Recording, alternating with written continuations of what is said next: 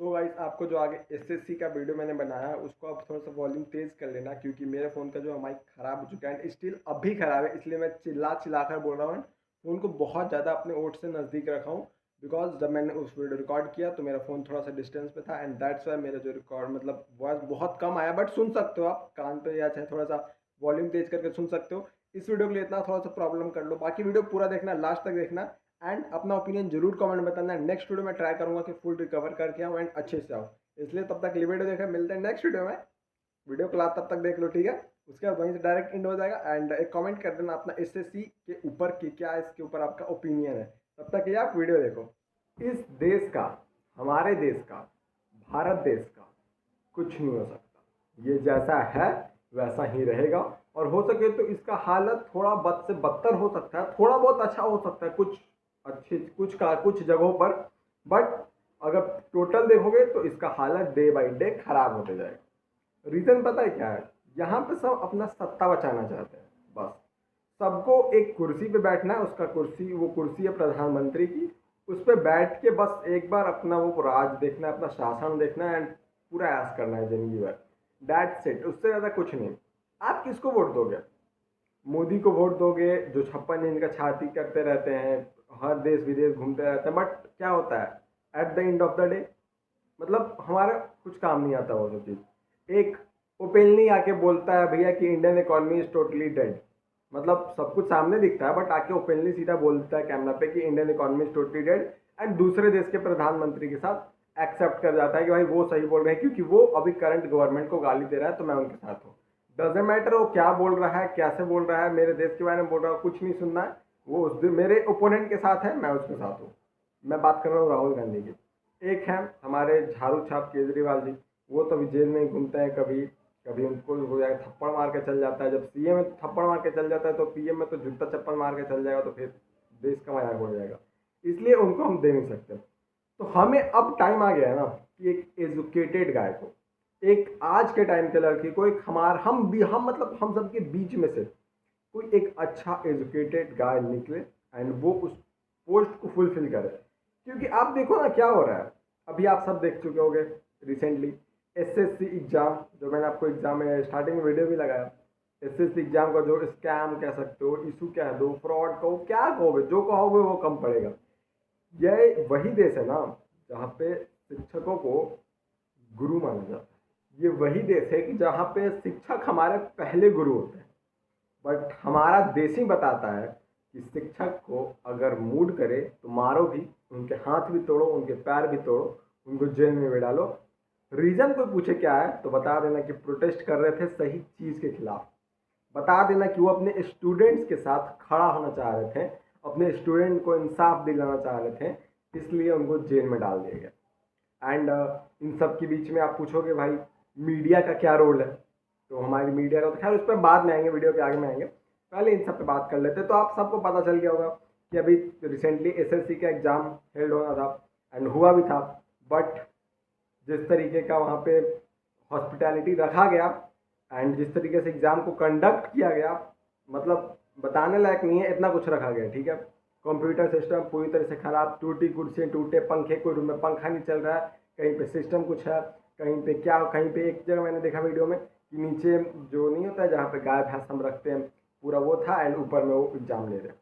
मतलब आप एग्ज़ाम ले रहे हो ना, आप गवर्नमेंट एग्ज़ाम ले रहे हो जहाँ पे आपको करोड़ लाखों लाख बच्चे आते हैं, एंड आप नीचे गधों का स्तबल लगा दो एंड ऊपर एग्ज़ाम ले लो। अब तो यही बच गया ना भाई कि नीचे गधे खाएंगे, ऊपर आदमी एग्ज़ाम देगा। नीचे बकरियां में करेंगी, ऊपर आदमी एग्ज़ाम देगा।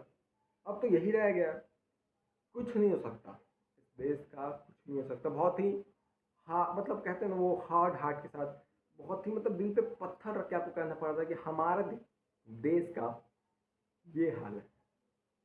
मतलब सोच के देखो, जहाँ पे टीचर्स को पूजा जाता है, जहाँ पे पेरेंट्स टीचर्स के पास छोड़ते हैं कि हमारा बच्चा सही होगा, एंड टीचर्स उस बच्चों को सही करने के लिए अपना जी जान लगा देते हैं। बट अभी के टाइम पे आप ऑनलाइन टीचर देखो, आप, मैं सारे टीचर्स को ही तो आज नहीं बोल रहा हूँ, मतलब कुछ कुछ होते हैं क्योंकि उनको आप तारीफ नहीं ना कर सकते, जो गलत है तो गलत तो है। तो यहाँ पे but most of the teachers are right. यहाँ पे टीचर्स आपको अपना ज़िंदगी का हर चीज़ लगा देते। सोचो इस एसएससी एग्जाम में उनका क्या था, उनका काम था पढ़ाना, उन्होंने पढ़ा दिया। उनका काम था सब कुछ याद कराना, करा दिया। अब तो उनका काम खत्म।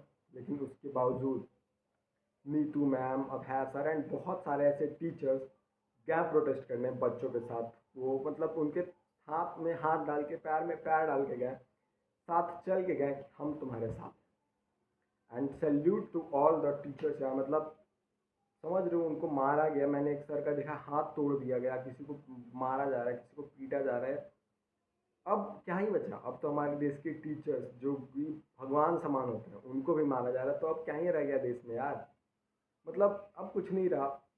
इस देश का कुछ नहीं हो सकता। इस चीज़ को एक्सेप्ट कर लो। बहुत ही मतलब बोलने में भी वो कहते हैं ना, अंदर से यार मन नहीं करता बोलने का, बट ये सारी चीज़ें आप देखते हो तो आप यही कहोगे। एंड बात आता है यहाँ पे मीडिया का। आप सोचोगे, आपको मैं एक सबसे मज़ेदार बात बताऊँ, मुझे ये चीज़ ना मीडिया से ही पता चला। आप सोचोगे क्या बात कर रहे हो? मतलब हमारा देश का फोर्थ पिलर, ऐसे तो आप सबको ही पता चला होगा न्यूज़ से ही। बट आप में से कुछ ऐसे लोग होंगे, भाई सच में ऐसा हुआ है? एसएससी का कुछ हुआ है? मीडिया में तो नहीं से हुआ। तो कैसे होगा? मीडिया तो बिकी हुई है ना। हमारी मीडिया पता है अभी क्या दिखा रही है? अनिरुद्धा आचार्य एक्सपोज, प्रेमानंद महाराज एक्सपोज। प्रेमानंद महाराज ने लड़कियों को ऐसे बोला, लड़कों को नहीं बोला। अनिरुद्धाचार्य ने वेशा को कुछ क्या कुछ बना के बोल रहे हैं। उसमें भी पूरा मतलब ये नहीं कि क्लियर ही दिखा रहे, वो भी अभी एक मैटर चल रहा था कि प्रेमानंद जी महाराज कुछ बोले थे जो कि male and female both generation को बोले थे। ये आजकल बहुत ज़्यादा इधर उधर वाले हो गए हैं, एक जगह पर नहीं रहते हैं, स्टफ लाइक दैट। और फिर अनिरुद्धाचार्य जी ने कुछ ऐसा ही बोला था। तो दोनों अपनी जगह पर सही थे। आप भी अगर सुनोगे दोनों पक्ष के बात तो आप बोलोगे सही है।